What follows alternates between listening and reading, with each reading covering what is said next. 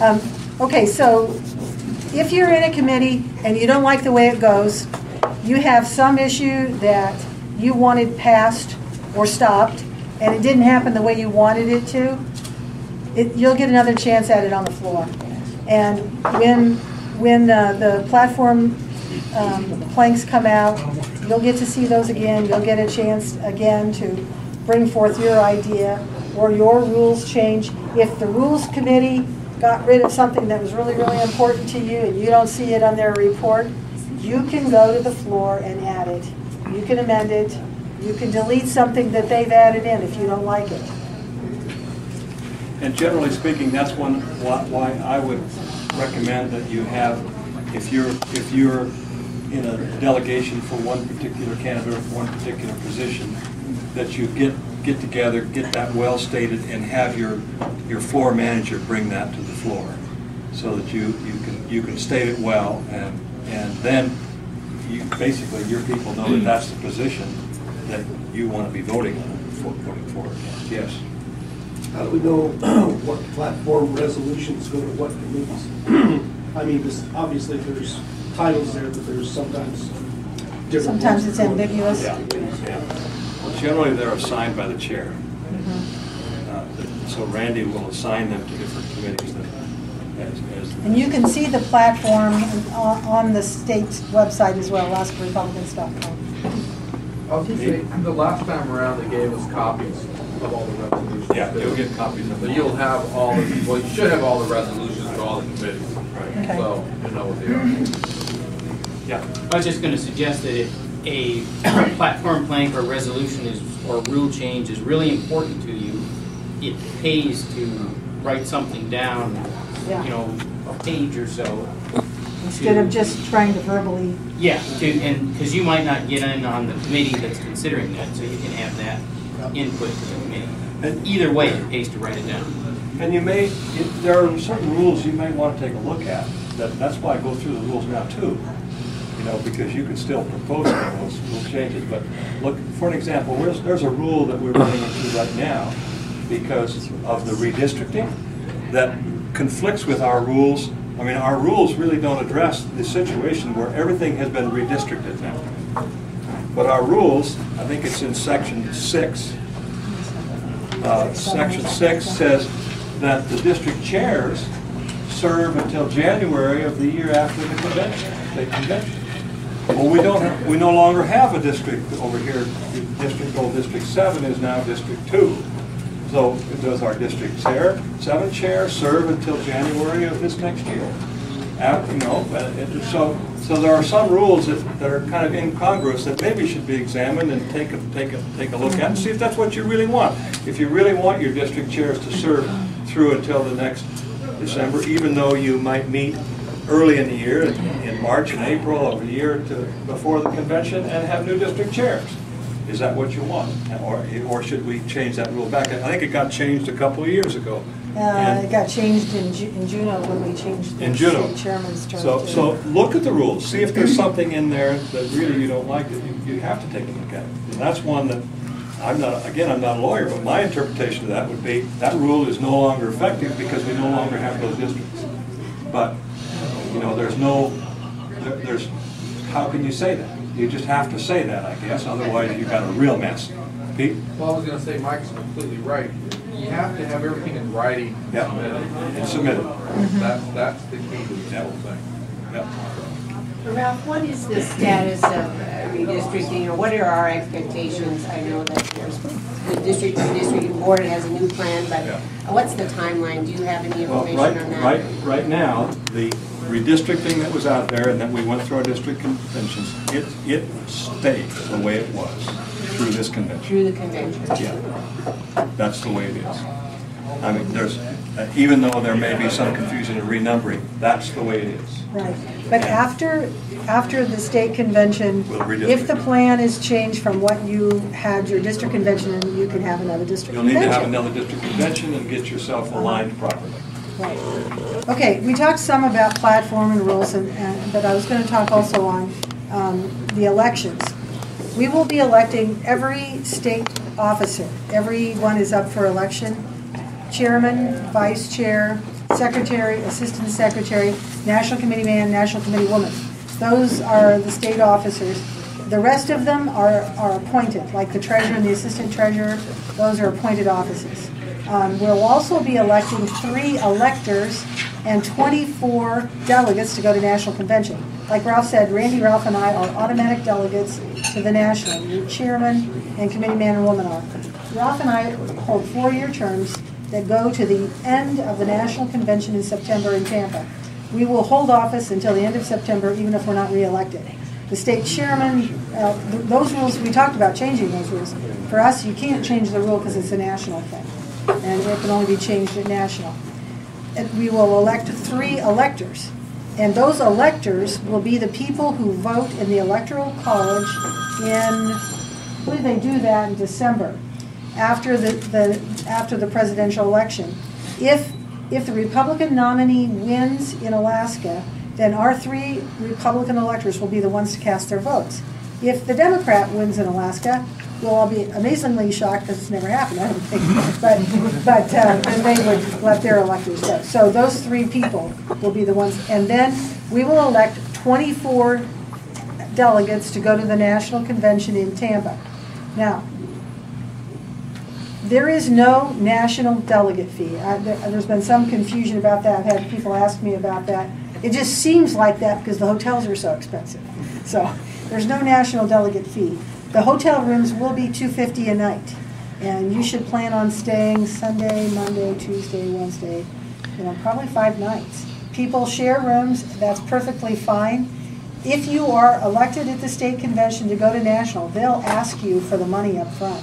If you've got someone you're sharing a room with, then you can pay half and they can pay half, but go there prepared to pay for your hotel. And it may seem a little bit mean, but it started because years ago they didn't do that, and people would get elected to go to the national convention, and they'd be all excited, the flurry of the moment, and the next week they'd get home and their husband or wife would say, "I can't believe you think we're going to do that." And so they would change their minds and not come. So there isn't a $1,200 delegate fee? Nope, No. or even a $1.20 delegate There's a fee. Nothing. $1,250 hotel There's an fee. expensive hotel. A lot of the meals you won't have to worry about because there's lots of parties and free food. Yeah, but you better figure it's going to cost you over $2,000 to go. Yeah. Oh, yeah. I'll stay after. Back here. How's the electors are chosen? The electors are chosen by the delegates at the state convention. Yes.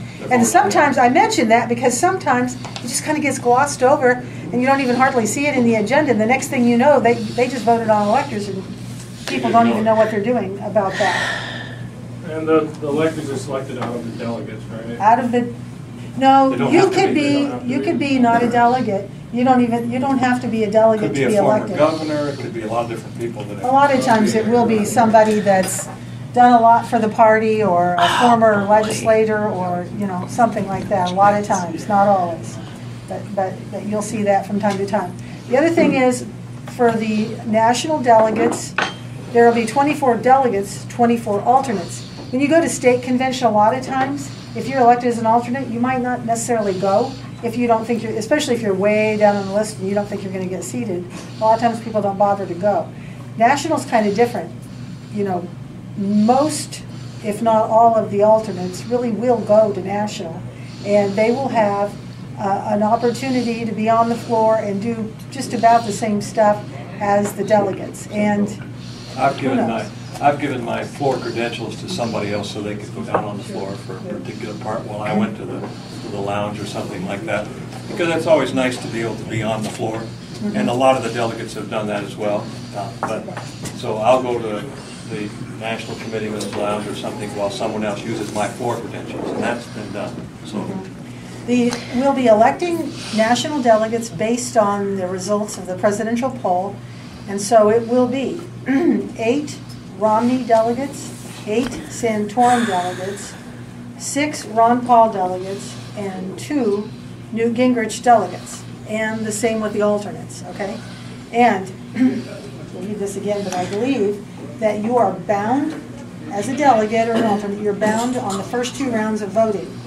On the 3rd round, the person who got the lowest number of votes you can be released to vote for somebody else. Also, if you get elected to go as a delegate for a particular candidate in April, and in May or June or July they drop out of the race, then you're unpledged, and you can go without pledging to a particular delegate or a particular candidate. The other thing is the nominations committee will go through. There will be nominating forms. If you didn't fill one out at your district convention, if you're a district chairman, you might make sure your people get a chance to do that if they want to. And they'll fill out those nominating forms, and they kind of want to picture a snapshot, of your involvement. And you might, if you're working for your particular candidate, put that kind of stuff on there. And the way it's gone before in the past is that there was an opportunity for somebody representing that candidate to look at that list and make sure that those, that candidate may have people that's like, that Lance Roberts, he's worked his heart out for me. I know he's been sign waving for me, and I want him at the national convention because I know I can count on Lance Roberts. And so they'll want to make sure, and so they should kind of work with the candidates' campaigns on that sort of thing. Lance and I talked about this last week. I'm sorry, go ahead. I noticed that like some states, the delegates are involved after they start on the second vote. They are bound just in the first vote. Is the same? Is the rule applied for all the states, or they are different? Each state has different rules on how they select their delegates. And can you move to change that in state convention? No, we cannot change anything about this process this year. It is too late. I think October was the deadline. If you change anything after that, you put our state in jeopardy of not being seated. They will not seat your delegates at the national convention if you break those rules. Okay, Mike?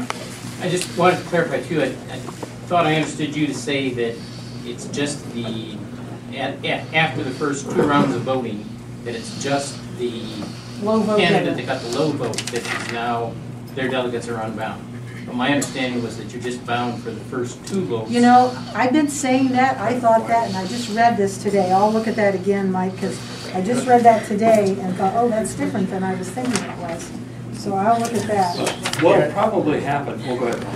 I was going to say that's what I found too in the state party rules. Debbie is right that you have to be the lowest, your candidate has to be the lowest vote after the second. Now, your delegates, by the way, what will probably happen is the credentials committee or the nominating committee will probably look at someone from the Ron Paul delegation who is so-called a leader to tell, okay, who do you guys really prefer to be your delegates?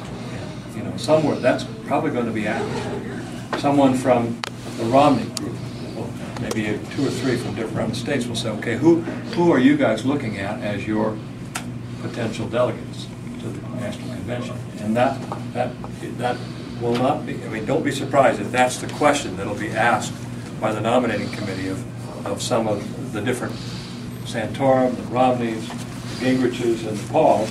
Okay, who do you want to be your delegates, and why? So let me read a couple little sections here about national delegate selection. Each person who desires to be elected a Republican National Convention delegate or alternate must submit a completed written nomination request on which they shall identify which qualified presidential candidate they shall support for nomination at the following national convention, should they be elected, and a check or credit card authorization in an amount set by the State Central Committee for convention hotel deposit to the State Convention Nominations Committee before its meeting starts. So apparently that's something the Central Committee needs to look at too, is that we can set the amount, and it wouldn't have to be for the full amount, but probably will be a very significant amount. Pete? The set amount is a qualified presidential candidate and any Republican candidate for president 30 days prior to the start of the